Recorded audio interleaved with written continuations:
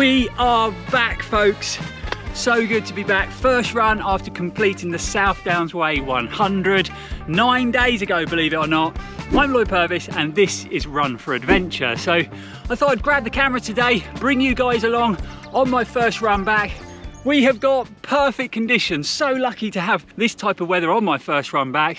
We're gonna head out on the Hale Towns. They're looking glorious today, and I just thought I'd give you an update on how my body felt after completing 100 miles, how the recovery's going, what I've been doing to recover, all the good stuff, because you know, 100 miles, running 100 miles is a big undertaking. So let's get out on the towers, let's get this run done.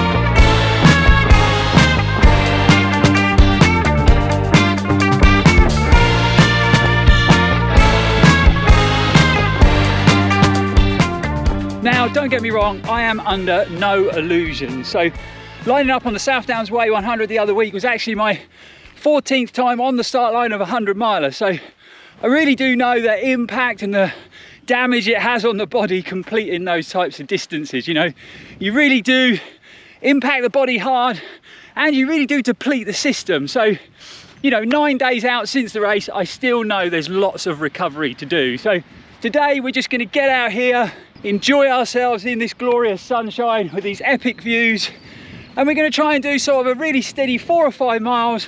We're going to walk all the hills, just get those legs moving, because I think that really does help recovery. As far as how did my legs and body and mind feel after the 100, well, obviously I was pretty knackered. That nighttime section of the race was tough. I'm not going to tell you all about the race in this video because we've obviously got a full race day video coming to the channel soon, but you know, the feet were sore, legs were tight, my quads were trashed, but all in all, I was super happy with how my body felt at the finish line. Taking on 100 miles, you know, you're always wary of picking up some damage, you know, niggle or an injury at the end of it, because you want to push and get that finish done. But happy to say, no niggles, no injuries, touch wood, and the body, legs and mind are recovering well. Now, a lot of the reasons why the recovery is going well is because I've been doing all the stuff we should do after completing such a long distance. So been sleeping well, eating well, getting those nutrients, those vitamins back in the system, obviously hydrating, drinking lots of water and electrolyte. Top tip as well, before you take on an ultra distance race, always get a treatment booked in with your sports massage therapist, because what I tend to find is if you don't book it before, you finish the race feeling okay, you don't bother going, but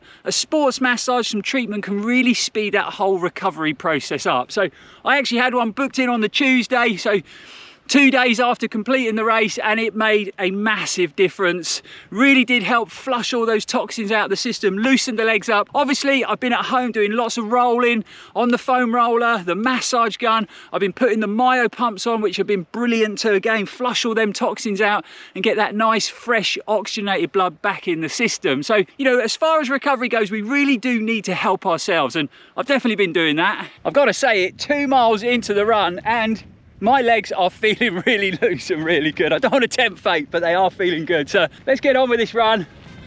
Let's take in these gorgeous views. What a day.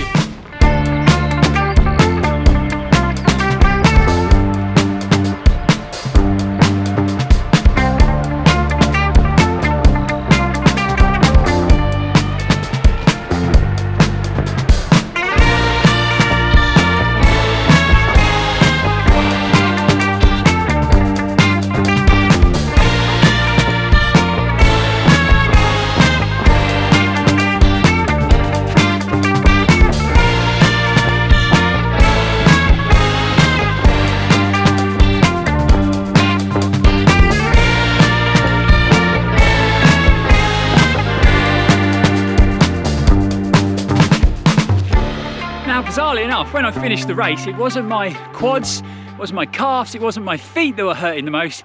It was actually my rib cage.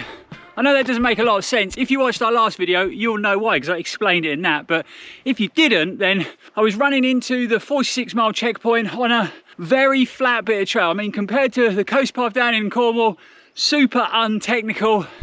It's always them trails that get you. I clipped a little rock, tried to catch it. I think I did catch it, but then I tripped on another rock and I went down super hard. At the time, I was carrying my Precision Fuel and Hydration electrolyte tabs in their tube in the front pocket of my race vest, and I landed right on that race pocket, and that tube of electrolytes exploded and embedded itself into my rib cage. I had electrolyte dust all over the place and a pretty bad bruise. As I carried on running, I didn't actually have a lot of discomfort from it. It felt a bit sore, but that soon wore off, and maybe I was just focusing on other areas of the body that were hurting. But you know, the day after, the next day, it just got more and more painful, to the point where it was quite uncomfortable to do anything. Sleeping was tough.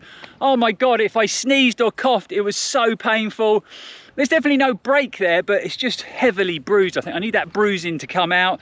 And even running today is kind of the only thing that is causing me any discomfort. It is getting better and better every day, so I don't think it's going to be a problem. It just needs a bit more recovery time. So a valuable lesson was learned on race day, and I am never storing that tube of electrolytes in that front pocket of my vest again. I'm going to make sure they are stowed away in the back stuff pocket so I don't have any more accidents if I do fall over again. But we are getting this run done, you know. 4 or 5 miles does feel pretty short when your last run was 100 miles.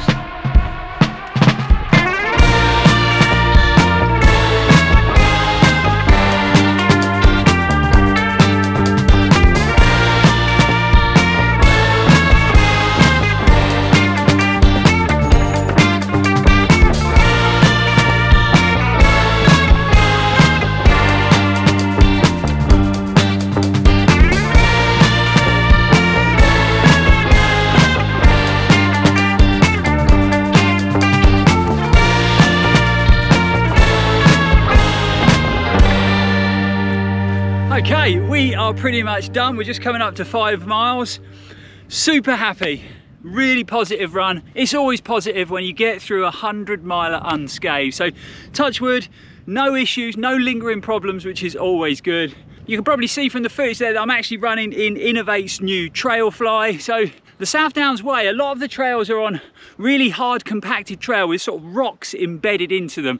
You do have a couple of sections of soft grass, but predominantly it is compact trails. So you can imagine thousands and thousands and thousands of footsteps, especially when you're fatigued on that type of terrain. Your feet do take a bit of a hammering. So I think my feet are still actually a bit swollen. So this nice wide toe box is just what I needed. Also on my left foot, the second and third toe in are still a bit numb. So this is something that tends to happen to me over that 100-mile distance. When it first happened to me, I was really concerned, but all it is a bit of nerve damage. The feeling will come back to those toes over time. It might take 4 weeks, 2 months, 6 months, who knows, but that feeling will come back eventually. So I've got about half a mile till I get back home. So like I say, super positive run. Really hope you've enjoyed coming along on my first run back. It's just going to be a short video today. I also want to take this opportunity to thank everyone at the South Downs Way 100. You know, all the marshals, super helpful. Such a well organised event by James and the Centurion running crew.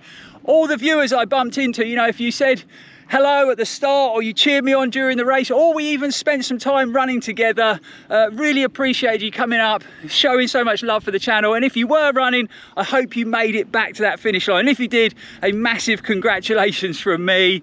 If you have enjoyed the video, guys, don't forget to like, comment, share and subscribe. We've got lots of exciting running content heading your way now I'm back running. So we're going to be doing the first impressions on the new Hoka Speedgoat 6, and I've just got hold of Nike's new Pegasus 41. So we're going to be getting them on our feet very soon and taking them out on the trails and on the road. So like I said, thanks for watching, guys. Thanks for all the support. It's really appreciated. We will be back on the channel very soon. And as always, stay safe and keep on running.